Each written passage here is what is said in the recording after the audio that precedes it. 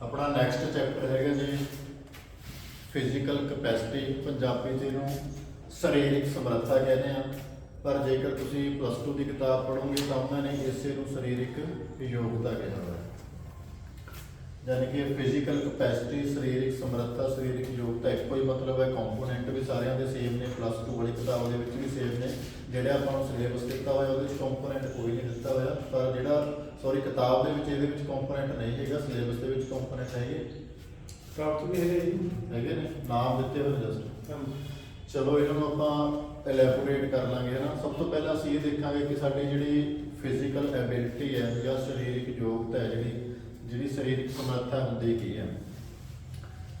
Physical ability ਕਿਸੇ ਬੰਦੇ ਦੀ, ਸਰੀਰਕ ਸਮਰੱਥਾ ਕਿਸੇ ਬੰਦੇ ਦੀ ਕੀ ਚੀਜ਼ ਹੈ ਕਿ ਜਿਹੜੇ ਵੀ ਤੁਹਾਨੂੰ ਆਪਣੇ ਰੂਟੀਨ ਪੂਰੇ ਦਿਨ ਦੇ ਵਿੱਚ ਕੋਈ ਕੰਮ ਕਰਨ ਲਈ ਦਿੱਤੇ ਜਾਣ, ਤੁਸੀਂ ਉਹਨਾਂ ਕੰਮਾਂ ਨੂੰ ਬਿਨਾਂ ਕਿਸੇ ਥਕਾਵਟ ਦੇ, ਬਿਨਾਂ ਕਿਸੇ ਫਟੀਗ ਦੇ, ਉਹਨੂੰ ਆਰਾਮ ਦੇ ਨਾਲ ਕੰਮਾਂ ਨੂੰ ਕਰ ਲੈਂਦੇ ਹੋ।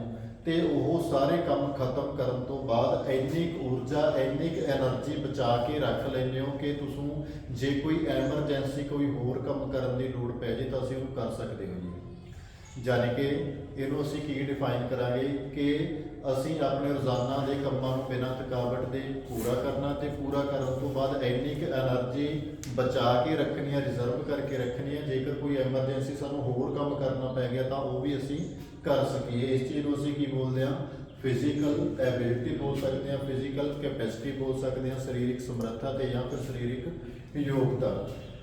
ਹੁਣ ਸਰੀਰਕ ਯੋਗਤਾ ਜਿਹੜੀ ਤੁਹਾਡੇ ਕੰਮ ਕਰਨ ਦੀ ਸਮਰੱਥਾ ਹੈ, ਹੋ ਸਕਦਾ ਤੁਹਾਨੂੰ ਕੋਈ ਤੇਜ਼ ਕੰਮ ਕਰਨਾ ਪੈ ਜੇ, ਹੋ ਸਕਦਾ ਕੋਈ ਜ਼ੋਰ ਵਾਲਾ ਕੰਮ ਕਰਨਾ ਪੈ ਜੇ, ਹੋ ਸਕਦਾ ਕੋਈ ਲੰਬੇ ਸਮੇਂ ਵਾਲਾ ਕੰਮ ਕਰਨਾ ਪੈ ਜੇ, ਹੈ ਨਾ। ਤਾਂ ਹੋ ਸਕਦਾ ਕੋਈ ਇਹੋ ਜਿਹਾ ਕੰਮ ਕਰਨਾ ਪੈ ਜਾਵੇ ਜਿਸ 'ਚ ਦਿਮਾਗ ਤੇ ਇਹਨਾਂ ਦਾ ਤਾਲਮੇਲ ਚਾਹੀਦਾ, ਸਾਡੇ ਮਸਲਸ ਦਾ। ਜਾਣੀ ਕਿ ਸਾਡੇ ਸਰੀਰ ਨੂੰ ਕੰਮ ਕਰਨ ਦੇ ਲਈ ਜਿਹੜੀ ਯੋਗਤਾ ਹੈ ਉਹਦੇ ਨੂੰ ਵੀ ਵੱਖੋ ਵੱਖਰੇ ਕੰਪੋਨੈਂਟਸ ਦੇ ਵਿੱਚ ਡਿਵਾਈਡ ਕੀਤਾ ਹੋਇਆ ਹੈ। ਹੁਣ ਇਹ ਡਿਪੈਂਡ ਕਰਦਾ ਕਿ ਤੁਸੀਂ ਕੰਮ ਕਿਹੋ ਜਿਹਾ ਕਰਨਾ। ਜਿਹੋ ਜਿਹਾ ਕੰਮ ਕਰਨਾ ਹੋਊਗਾ ਸਾਨੂੰ ਉਹ ਜਿਹਾ ਕੰਪੋਨੈਂਟ ਹੈ ਜਿਹੜਾ ਉਹ ਜ਼ਿਆਦਾ ਡਿਵੈਲਪਰ ਚਾਹੀਦਾ ਹੋਊਗਾ। ਤਾਂ ਇਹ ਡਿਪੈਂਡ ਕਰਦਾ ਤੁਹਾਡੀ ਐਕਟੀਵਿਟੀ ਦੇ ਉੱਪਰ ਕਿ ਜਿਹੋ ਜਿਹੀ ਅਸੀਂ ਐਕਟੀਵਿਟੀ ਕਰਾਂਗੇ ਉਹੋ ਜਿਹਾ ਸਾਡਾ ਕੰਪੋਨੈਂਟ ਹੈ ਜਿਹੜਾ ਉਹ ਜ਼ਿਆਦਾ ਟ੍ਰੇਨ ਹੋਊਗਾ। ਤਾਂ ਇਹ ਕੰਪੋਨੈਂਟ ਹੈਗੇ ਕਿਹੜੇ ਕਿਹੜੇ ਨੇ? ਪਹਿਲਾ ਕੰਪੋਨੈਂਟ ਸਾਡੇ ਕੋਲ ਹੈਗਾ ਸਪੀਡ, ਦੂਸਰਾ ਕੰਪੋਨੈਂਟ ਸਾਡੇ ਕੋਲ ਹੈਗਾ ਸਟਰੈਂਥ, ਤੀਸਰਾ ਸਾਡੇ ਕੋਲ ਐਂਡਿਓਰੈਂਸ ਹੈ, ਚੌਥਾ ਸਾਡੇ ਕੋਲ ਫਲੈਕਸੀਬਿਲਿਟੀ ਹੈ, ਪੰਜਵਾਂ ਸਾਡੇ ਕੋਲ ਕੋਆਰਡੀਨੇਟਿਵ ਐਬਿਲਿਟੀਜ਼ ਹੁੰਦੀ। ਪੰਜਾਬੀ ਚ ਸਪੀਡ ਨੂੰ ਅਸੀਂ ਗਤੀ ਕਹਿ ਦਿੰਦੇ ਹਾਂ, ਸਟਰੈਂਥ ਨੂੰ ਅਸੀਂ ਤਾਕਤ ਕਹਿ ਦਿੰਦੇ ਹਾਂ, ਐਂਡਿਓਰੈਂਸ ਨੂੰ ਸਹਿਣਸ਼ੀਲਤਾ ਕਹਿ ਦਿੰਦੇ ਹਾਂ, ਫਲੈਕਸੀਬਿਲਿਟੀ ਨੂੰ ਅਸੀਂ ਲਚਕ ਕਹਿ ਦਿੰਦੇ ਹਾਂ, ਕੋਆਰਡੀਨੇਟਿਵ ਐਬਿਲਿਟੀਜ਼ ਦੇ ਲਈ ਅਸੀਂ ਸ਼ਬਦ ਵਰਤਦੇ ਹਾਂ ਤਾਲਮੇਲ ਯੋਗਤਾ। ਯਾਨੀ ਕਿ ਸਾਡੇ ਬ੍ਰੇਨ ਤੇ ਸਾਡੇ ਆਰਗਨਸ ਦਾ ਕੰਬੀਨੇਸ਼ਨ ਕੀ ਹੈ, ਕਿਸ ਤਰੀਕੇ ਦੇ ਨਾਲ ਸਾਡਾ ਬ੍ਰੇਨ ਤੇ ਮਸਲ ਕੰਮ ਕਰ ਰਹੇ ਨੇ। ਹੁਣ ਸਭ ਤੋਂ ਪਹਿਲਾਂ ਅਸੀਂ ਡਿਫਾਈਨ ਕਰਾਂਗੇ ਕਿ ਸਪੀਡ ਕੀ ਚੀਜ਼ ਹੈ। ਹੁਣ ਸਪੀਡ ਕੀ ਹੈ ਕਿ ਤੁਸੀਂ ਕਿੰਨੇ ਸਮੇਂ ਦੇ ਵਿੱਚ ਵੱਧ ਤੋਂ ਵੱਧ ਡਿਸਟੈਂਸ ਹੈ ਜਿਹੜਾ ਉਹ ਕਵਰ ਕਰ ਸਕਦੇ ਹੋ। ਸਪੀਡ ਨੂੰ ਜੇ ਸਿੰਪਲੀ ਦੇਖਣਾ ਹੋਵੇ, speed is equal to distance ਵਟੇ ਟਾਈਮ। ਸਪੀਡ ਨੂੰ ਤੁਸੀਂ ਬਹੁਤ ਸੌਖਾ ਡਿਫਾਈਨ ਕਰ ਸਕਦੇ ਹੋ। ਸਪੀਡ ਕੀ ਹੈ ਕਿ ਤੁਸੀਂ ਨੇ ਡਿਸਟੈਂਸ ਕਿੰਨਾ ਟਰੈਵਲ ਕੀਤਾ ਤੇ ਡਿਸਟੈਂਸ ਟਰੈਵਲ ਕਰਨ ਨੂੰ ਸਾਨੂੰ ਟਾਈਮ ਕਿੰਨਾ ਲੱਗਿਆ। ਸਪੀਡ ਜਸਟ ਹੀ ਸਪੀਡ ਹੈ ਸਾਡੀ ਕਿ ਕਿੰਨੀ ਦੂਰੀ ਅਸੀਂ ਕਿੰਨੇ ਸਮੇਂ ਦੇ ਵਿੱਚ ਤੈਅ ਕੀਤੀ, ਇਹਨੂੰ ਅਸੀਂ ਡਿਫਾਈਨ ਕਰਾਂਗੇ as speed. Simple formula distance ਵਟੇ ਟਾਈਮ ਹੈ, ਪੁੱਛਿਆ ਨਹੀਂ ਜਾਊਗਾ ਸਾਨੂੰ ਪੇਪਰ ਦੇ ਵਿੱਚੋਂ, ਪਰ ਅਸੀਂ ਜਸਟ ਇਹਨੂੰ ਕਾਹਦੇ ਲਈ ਪੜ੍ਹਿਆ ਕਿ ਸਪੀਡ ਹੈ ਕੀ ਚੀਜ਼ ਹੈ। ਹੁਣ ਸਪੀਡ ਇਕੱਲੀ ਅਸੀਂ ਡਿਸਟੈਂਸ ਨਾਲ ਵੀ ਨਹੀਂ ਕਹਿ ਸਕਦੇ, ਇਹਨੂੰ ਅਸੀਂ ਇੱਕ ਹੋਰ ਟਰਮ ਵੀ ਇਹਦੇ ਲਈ ਵਰਤਦੇ ਹਾਂ ਕਿ how quickly we can move our limbs. Speed ਤੁਹਾਡੇ ਲਿਖਣ ਦੀ ਵੀ ਹੋ ਸਕਦੀ ਹੈ, ਲਿਖਣ ਨਾਲ ਅਸੀਂ ਡਿਸਟੈਂਸ ਨਹੀਂ ਕਵਰ ਕਰਨਾ। ਪੰਚਿੰਗ ਸਪੀਡ ਵੀ ਹੋ ਸਕਦੀ ਹੈ, ਤੁਸੀਂ ਪੰਚ ਮਾਰਨਾ ਉਹ ਵੀ ਇੱਕ ਸਪੀਡ ਹੈ। ਤੁਸੀਂ ਹਾਰਮੋਨੀਅਮ ਵਜਾਉਣਾ, ਹਾਰਮੋਨੀਅਮ ਵਜਾਉਣ ਵਾਸਤੇ ਵੀ ਸਾਨੂੰ ਉਂਗਲਾਂ ਦੀ ਸਪੀਡ ਦੀ ਲੋੜ ਹੈ। ਤਾਂ ਸਪੀਡ ਹੁਣ ਅਸੀਂ ਇਕੱਲੇ ਡਿਸਟੈਂਸ ਦੇ ਰੈਫਰੈਂਸ ਵੀ ਨਹੀਂ ਵਰਤਣਾ ਜਦੋਂ ਅਸੀਂ ਫਿਜ਼ੀਕਲ ਐਕਟੀਵਿਟੀਜ਼ ਦੀ ਗੱਲ ਕਰ ਰਹੇ ਹਾਂ। ਤਾਂ ਇੱਥੇ ਅਸੀਂ ਕਹਾਂਗੇ ਕਿ ਕਿੰਨੀ ਕੁਇਕਲੀ, ਕਿੰਨੀ ਜਲਦੀ, ਕਿੰਨੀ ਤੇਜ਼ੀ ਦੇ ਨਾਲ ਅਸੀਂ ਸਾਡੇ ਸਰੀਰ ਦੇ ਕਿਸੇ ਵੀ ਲਿੰਬ ਨੂੰ, ਕਿਸੇ ਵੀ ਪਾਰਟ ਨੂੰ, ਕਿਸੇ ਵੀ ਆਰਗਨ ਨੂੰ ਮੂਵ ਕਰ ਸਕਦੇ ਹਾਂ। ਕਿੰਨੀ ਫਾਸਟਲੀ, ਕਿੰਨੀ ਤੇਜ਼ੀ ਦੇ ਨਾਲ, ਕਿੰਨੀ ਕੁਇਕਲੀ। ਪਰ ਜੇਕਰ ਅਸੀਂ ਫਿਜ਼ਿਕਸ ਦਾ ਇੱਕ ਫਾਰਮੂਲਾ ਵਰਤਣਾ ਹੋਵੇ ਤਾਂ ਅਸੀਂ ਇਹੀ ਵਰਤਾਂਗੇ ਕਿ speed is equal to distance upon time. ਤਾਂ ਡਿਸਟੈਂਸ ਨੂੰ ਟਾਈਮ ਦੇ ਉੱਪਰ ਵੰਡ ਕੇ ਅਸੀਂ ਕੱਢ ਸਕਦੇ ਹਾਂ ਕਿ ਸਾਡੀ ਸਪੀਡ ਹੈ ਜਿਹੜੀ ਉਹ ਕਿੰਨੀ ਹੈ। ਨੈਕਸਟ ਸਾਡੇ ਕੋਲ ਆ ਗਈ ਸਾਡੀ ਸਟਰੈਂਥ ਨੂੰ ਅਸੀਂ ਕੀ ਕਹਿੰਦੇ ਆ? ਤਾਕਤ ਕੀ ਹੈ? ਇਹਨੂੰ ਸਿੰਪਲ ਵਰਡਸ ਦੇ ਵਿੱਚ ਡਿਫਾਈਨ ਕਰ ਸਕਦੇ ਆ, ability to act against resistance. ਕਿਸੇ ਵੀ ਰੁਕਾਵਟ ਦੇ ਵਿਰੁੱਧ ਕੰਮ ਕਰਨ ਨੂੰ ਅਸੀਂ ਕੀ ਕਹਿੰਦੇ ਆ? ਸਾਡੀ ਤਾਕਤ। ਅਸੀਂ ਭਾਰ ਚੁੱਕਣਾ ਹੈ, ਭਾਰ ਸਾਡੇ ਲਈ ਕੀ ਹੈ? ਇੱਕ ਰੁਕਾਵਟ ਹੈ। ਮੈਂ ਇਹ ਚੌਕ ਚੱਕਿਆ ਹੋਇਆ, ਚੌਕ ਵੀ ਮੇਰੇ ਲਈ ਕੀ ਹੈ? ਇੱਕ ਰੁਕਾਵਟ। ਚੌਕ ਨੂੰ ਚੱਕਣ ਦੇ ਲਈ ਮੈਨੂੰ ਜਿਹੜੀ ਚੀਜ਼ ਦੀ ਲੋੜ ਹੈ ਉਹ ਕੀ ਹੈ? ਤਾਕਤ। ਤਾਂ ਜਿਹੜੀ ਵੀ ਰੈਜ਼ਿਸਟੈਂਸ, ਜਿਹੜੀ ਵੀ ਰੁਕਾਵਟ ਮੇਰੇ ਰਸਤੇ ਦੇ ਵਿੱਚ ਹੈਗੀ ਆ, ਉਸ ਨੂੰ ਦੂਰ ਕਰਨ ਦੇ ਲਈ ਜਿਹੜੀ ਯੋਗਤਾ ਮੈਂ ਯੂਜ਼ ਕਰਦਾ, ਉਸ ਨੂੰ ਮੈਂ ਕੀ ਕਹਿਣਾ? ਸਟਰੈਂਥ। ਨੈਕਸਟ ਸਾਡੇ ਕੋਲ ਹੋ ਜਾਂਦਾ ਇੰਡਿਓਰੈਂਸ ਆ ਜਾਂਦਾ। ਨੈਕਸਟ ਸਾਡੇ ਕੋਲ ਇੰਡਿਓਰੈਂਸ ਦੇ ਲਈ ਅਸੀਂ ਇੱਕ ਸੌਖਾ ਜਿਹਾ ਸ਼ਬਦ ਯੂਜ਼ ਕਰਦੇ ਹਾਂ, ਸਟੈਮਿਨਾ। ਅਸੀਂ ਸਾਰੇ ਇੱਕ ਸ਼ਬਦ ਵਰਤਦੇ ਹਾਂ ਕਿ ਇਹਦਾ ਸਟੈਮਿਨਾ ਇੰਨਾ ਹੈ, ਇਹਦਾ ਸਟੈਮਿਨਾ ਇੰਨਾ ਹੈ। ਪੰਜਾਬੀ ਦੇ ਵਿੱਚ ਇਸ ਚੀਜ਼ ਨੂੰ ਅਸੀਂ ਕੀ ਕਹਿ ਦਿੰਦੇ ਹਾਂ? ਸਹਿਣਸ਼ੀਲਤਾ। ਸਟੈਮਿਨਾ ਮਤਲਬ ਇਹਨੂੰ ਸਿੰਪਲੀ ਡਿਫਾਈਨ ਕਰ ਸਕਦੇ ਹਾਂ, ਟੂ ਐਕਟ ਅਗੇਂਸਟ ਫਟੀਗ, ਕਿ ਅਸੀਂ ਨੇ ਥਕਾਵਟ ਦੇ ਵਿਰੁੱਧ ਕੰਮ ਕਰਨਾ। ਅਸੀਂ ਆਪਣੇ ਸਰੀਰ ਨੂੰ ਥੱਕਣ ਨਹੀਂ ਦੇਣਾ। ਅਸੀਂ ਲੰਬੇ ਸਮੇਂ ਤੱਕ ਕਦੋਂ ਕੰਮ ਕਰਦੇ ਰਹਿ ਸਕਦੇ ਹਾਂ ਜੇਕਰ ਅਸੀਂ ਥੱਕਾਂਗੇ ਨਹੀਂ। ਤਾਂ ਥਕਾਵਟ ਨੂੰ ਦੂਰ ਕਰਨ ਦੇ ਲਈ ਜਾਂ ਥਕਾਵਟ ਦੇ ਹੁੰਦੇ ਹੋਏ ਵੀ ਕੰਮ ਜਾਰੀ ਰੱਖਣ ਨੂੰ ਅਸੀਂ ਕੀ ਕਹਾਂਗੇ? ਐਂਡਿਓਰੈਂਸ। ਕਿ ਕਿੰਨੇ ਲੰਬੇ ਸਮੇਂ ਦੇ ਲਈ ਅਸੀਂ ਕੰਮ ਕਰ ਸਕਦੇ ਹਾਂ, that is known as a endurance to act against fatigue. ਅਸੀਂ ਰੁਕਾਵਟ ਦੇ ਵਿਰੁੱਧ ਕੰਮ ਕਰਨਾ, ਥਕਾਵਟ ਦੇ ਵਿਰੁੱਧ ਕੰਮ ਕਰਨਾ। ਸਰੀਰ ਨੂੰ ਥੱਕਣ ਨਹੀਂ ਦੇਣਾ। ਜੇ ਥੱਕ ਗਿਆ ਅਸੀਂ ਤਾਂ ਵੀ ਕੰਮ ਨੂੰ ਕੀ ਕਰਨਾ? ਕੈਰੀ ਔਨ ਕਰਨਾ। ਨੈਕਸਟ ਸਾਡੇ ਕੋਲ ਆ ਜਾਂਦਾ ਜੀ ਫਲੈਕਸੀਬਿਲਿਟੀ। ਫਲੈਕਸੀਬਿਲਿਟੀ ਕੀ ਹੈ? Range of motion. ਕਿ ਅਸੀਂ ਸਾਡੇ ਸਰੀਰ ਦੇ ਦੋ ਅੰਗਾਂ ਦੇ ਵਿੱਚ ਵੱਧ ਤੋਂ ਵੱਧ ਮੋਸ਼ਨ ਦੀ ਕਿੰਨੀ ਰੇਂਜ ਆ ਜਿਹੜੀ ਉਹ ਅਚੀਵ ਕਰ ਸਕਦੇ ਹਾਂ। ਅਸੀਂ ਕਿੰਨੀ ਵੱਧ ਤੋਂ ਵੱਧ ਰੇਂਜ ਦੇ ਵਿੱਚ ਸਾਡੇ ਦੋ ਅੰਗਾਂ ਨੂੰ ਖੋਲ ਸਕਦੇ ਹਾਂ। ਤਾਂ ਇਹ ਕੀ ਹੈ? Just range of motion. Simply ਇਹਨੂੰ ਕਹਿ ਸਕਦੇ ਹਾਂ ROM। ROM ਕੀ ਹੈ? Range of motion. ਸਾਡੇ ਮੋਸ਼ਨ ਦੀ ਸਾਡੇ ਅੰਗਾਂ ਦੇ ਦੂਰੀ ਕਿੰਨੀ ਤੈਅ ਕਰ ਰਹੇ ਨੇ, ਇੱਕ ਦੂਜੇ ਤੋਂ ਕਿੰਨੀ ਦੂਰ ਜਾ ਰਹੇ ਨੇ, ਇੱਕ ਦੂਜੇ ਦੇ ਕਿੰਨੀ ਨੇੜੇ ਆ ਰਹੇ ਨੇ। ਤਾਂ ਉਹ ਕੀ ਹੋਊਗੀ? ਸਾਡੀ ਫਲੈਕਸੀਬਿਲਿਟੀ। ਲਾਸਟ ਸਾਡੇ ਹੈਗਾ ਕੋਆਰਡੀਨੇਸ਼ਨ, ਜਿਹਨੂੰ ਅਸੀਂ ਕੋਆਰਡੀਨੇਟਿਵ ਐਬਿਲਿਟੀ ਕਹਿ ਦਿੰਦੇ ਹਾਂ। ਕੋਆਰਡੀਨੇਟਿਵ ਐਬਿਲਿਟੀ ਕੀ ਹੈ? ਕਿ ਜਦੋਂ ਅਸੀਂ ਸਾਡੇ ਬ੍ਰੇਨ ਤੇ ਮਸਲਸ ਨੂੰ ਇੱਕੋ ਸਿਮੂਲਟੇਨੀਅਸਲੀ ਯੂਜ਼ ਕਰਦੇ ਹਾਂ, ਇੱਕੋ ਸਮੇਂ ਤੇ ਯੂਜ਼ ਕਰਦੇ ਹਾਂ, ਜਦੋਂ ਸਾਡਾ ਬ੍ਰੇਨ ਕਮਾਂਡ ਦਿੰਦਾ ਸਾਡੇ ਮਸਲਸ ਨੂੰ, ਤਾਂ ਨਾਲ ਦੀ ਨਾਲ ਸਾਡੇ ਮਸਲਸ ਨੇ ਜਿਹੜੇ ਐਕਟੀਵੇਟ ਹੋ ਜਾਂਦੇ ਨੇ, ਉਹਨੂੰ ਅਸੀਂ ਕੀ ਕਹਿੰਦੇ ਹਾਂ? ਕੋਆਰਡੀਨੇਟਿਵ ਐਬਿਲਿਟੀ। ਕਿ ਸਾਡੇ ਮਸਲ ਸਾਡੇ ਕਿੰਨੇ ਕਹਿਣੇ 'ਚ ਨੇ। ਜਿੰਨੀ ਤੁਹਾਡੀ ਕੋਆਰਡੀਨੇਟਿਵ ਐਬਿਲਿਟੀ ਵੱਧ ਹੋਊਗੀ, ਤੁਸੀਂ ਨੇ ਹਾਰਮੋਨੀਅਮ ਸਿੱਖਣਾ। ਜੇਕਰ ਕੋਆਰਡੀਨੇਸ਼ਨ ਜ਼ਿਆਦਾ ਹੋਊਗਾ, ਬ੍ਰੇਨ ਵੀ ਲਾਉਣਾ, ਮਸਲ ਵੀ ਯੂਜ਼ ਕਰ ਰਹੇ ਨੇ, ਉਨੀ ਜਲਦੀ ਤੁਸੀਂ ਕਿਸੇ ਚੀਜ਼ ਨੂੰ ਸਿੱਖ ਲਓਗੇ। ਅਸੀਂ ਡਾਂਸ ਸਿੱਖਣਾ। ਡਾਂਸ ਸਿੱਖਣ ਦੇ ਲਈ ਵੀ ਸਾਡੀ ਕੀ ਚੀਜ਼ ਜ਼ਿਆਦਾ ਹੋਣੀ ਚਾਹੀਦੀ ਹੈ? ਕੋਆਰਡੀਨੇਟਿਵ ਐਬਿਲਿਟੀ ਹੈ ਜਿਹੜੀ ਉਹ ਜ਼ਿਆਦਾ ਹੋਣੀ ਚਾਹੀਦੀ ਹੈ। ਹੁਣ ਇਹ ਜਿਹੜੀਆਂ ਸਾਰੀਆਂ ਚੀਜ਼ਾਂ ਪੜ੍ਹੀਆਂ ਨੇ, ਇਹਨਾਂ ਦੀਆਂ ਅੱਗੇ ਵੀ ਟਾਈਪਸ ਨੇ। ਇਹ ਜਾਣੀ ਕਿ ਇਹ ਨਹੀਂ ਕਿ ਇੱਕ ਵਾਲੀ ਕੰਮ ਚੱਲ ਜੂਗਾ। ਹੁਣ ਜੇ ਕਿਸੇ ਨੂੰ ਸਪੀਡ ਚਾਹੀਦੀ ਹੈ ਤਾਂ ਸਪੀਡ ਚਾਹੀਦੀ ਕਿਸ ਤਰ੍ਹਾਂ ਦੀ ਹੈ। ਜੇਕਰ ਕਿਸੇ ਨੂੰ ਸਟਰੈਂਥ ਚਾਹੀਦੀ ਹੈ ਤਾਂ ਸਟਰੈਂਥ ਚਾਹੀਦੀ ਕਿਸ ਤਰ੍ਹਾਂ ਦੀ ਹੈ। ਕਿਸੇ ਨੂੰ ਐਂਡਿਓਰੈਂਸ ਚਾਹੀਦੀ ਹੈ, ਐਂਡਿਓਰੈਂਸ ਚਾਹੀਦੀ ਕਿਸ ਤਰ੍ਹਾਂ ਦੀ ਹੈ। ਫਲੈਕਸੀਬਿਲਿਟੀ ਚਾਹੀਦੀ ਕਿਸ ਤਰ੍ਹਾਂ ਦੀ ਹੈ। ਕੋਆਰਡੀਨੇਸ਼ਨ ਚਾਹੀਦਾ ਕਿਸ ਤਰ੍ਹਾਂ ਦਾ। ਤਾਂ ਇਹਨਾਂ ਦੀਆਂ ਵੀ ਫਰਦਰ ਟਾਈਪਸ ਨੇ। ਸਭ ਤੋਂ ਪਹਿਲਾਂ ਅਸੀਂ ਗੱਲ ਕਰਾਂਗੇ ਸਪੀਡ ਦੀ। ਜੇਕਰ ਅਸੀਂ ਸਪੀਡ ਦੀ ਗੱਲ ਕਰੀਏ, ਸਪੀਡ ਨੂੰ ਅਸੀਂ 5 ਭਾਗਾਂ ਦੇ ਵਿੱਚ ਡਿਵਾਈਡ ਕਰ ਸਕਦੇ ਹਾਂ। ਸਾਡਾ ਜਿਹੜੀ ਟੈਕਸਟ ਬੁੱਕ ਹੈ ਉਹਦੇ ਵਿੱਚ ਵੀ ਸਪੀਡ ਨੂੰ 5 ਭਾਗਾਂ ਦੇ ਵਿੱਚ ਡਿਵਾਈਡ ਕੀਤਾ ਹੋਇਆ। ਜੇਕਰ ਅਸੀਂ ਸਾਡੀ +2 ਦੀ ਕਿਤਾਬ ਪੜ੍ਹਾਂਗੇ, ਉਹਦੇ ਵਿੱਚ ਪਹਿਲਾ ਚੈਪਟਰ ਹੀ ਹੈ ਜਿਹੜੀ PSCB ਨੇ ਜਾਰੀ ਕੀਤੀ ਹੋਈ ਹੈ। ਤਾਂ ਸਭ ਤੋਂ ਪਹਿਲਾਂ ਸਾਡੇ ਕੋਲ ਆਉਂਦੀ ਹੈ ਸਪੀਡ ਨੂੰ ਅਸੀਂ 5 ਭਾਗਾਂ ਦੇ ਵਿੱਚ ਵੰਡਿਆ ਹੈ। ਇਹਨੂੰ ਜਸਟ ਅਸੀਂ ਰੈਫਰੈਂਸ ਲੈ ਕੇ ਚੱਲਾਂਗੇ ਜੀ। ਇਹਦੇ ਲਈ 100 ਮੀਟਰ ਦਾ, ਇਹਦੇ ਲਈ ਅਸੀਂ 100 ਮੀਟਰ ਰੇਸ ਦਾ ਰੈਫਰੈਂਸ ਲੈ ਕੇ ਚੱਲਾਂਗੇ। ਸਪੋਜ਼ ਕਰੋ ਕਿ ਇਹ ਸਾਡਾ ਸਟਾਰਟਿੰਗ ਪੁਆਇੰਟ ਹੈ ਤੇ ਇਹ ਸਾਡਾ ਫਿਨਿਸ਼ਿੰਗ ਪੁਆਇੰਟ ਹੈ। ਅਸੀਂ ਨੇ 100 ਮੀਟਰ ਰੇਸ ਲਾਉਣੀ ਹੈ। 100 ਮੀਟਰ ਰੇਸ ਦੇ ਵਿੱਚ ਸਭ ਤੋਂ ਪਹਿਲੀ ਚੀਜ਼ ਕੀ ਹੈ? ਐਥਲੀਟ ਕੀ ਹੋਊਗਾ? ਇੱਥੇ ਬੈਠਾ ਹੋਊਗਾ ਆਪਣੀ ਜਗ੍ਹਾ ਤੇ। ਉਹ ਚੱਲੂਗਾ ਕਦੋਂ? ਜਦੋਂ ਉਹਨੂੰ ਕਮਾਂਡ ਮਿਲੂਗੀ। ਹੁਣ ਜਦੋਂ ਇੱਥੇ ਐਥਲੀਟ ਬੈਠਾ ਹੈ, ਜਦੋਂ ਪਹਿਲਾਂ ਕਲੈਪਰ ਵੱਜੂਗਾ, ਕਲੈਪ ਵੱਜ ਕੇ ਉਹਦੇ ਕੰਨਾਂ ਦੇ ਵਿੱਚ ਆਵਾਜ਼ ਜਾਊਗੀ, ਤਾਂ ਆਵਾਜ਼ ਸੁਣਨ ਤੋਂ ਉਹ ਕਦੋਂ ਰਿਐਕਟ ਕਰਦਾ?